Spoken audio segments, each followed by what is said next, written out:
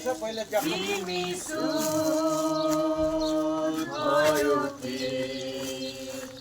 त्राणकर्ता यीशुको रगतले तिम्रो मन साँच्चै निष्कलङ्क भयो कि तपाईले रोमी 6को 1बाट 4 मा वचन अनुसार हामीले अध्ययन गरे अनुसार तपाईको निम्ति येशू ख्रीष्टको मरेर कतिमा मर्नु भयो र मरेको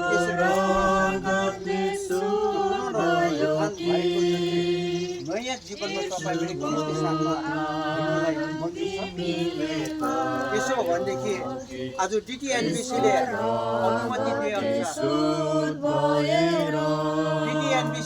अनुमति दिए अनुसार म रेभरेन्ड जेबी गुरुङले यो छोरा याकुबलाई पिता पुत्र और पवित्र आत्माको नाममा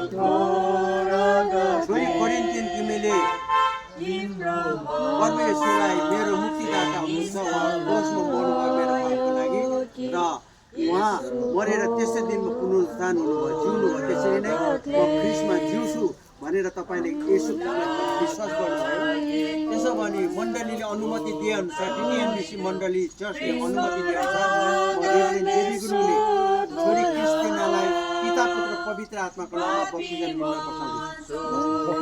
लिन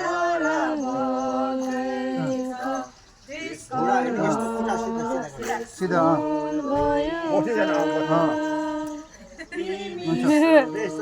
मुख बन्द गर्नु है।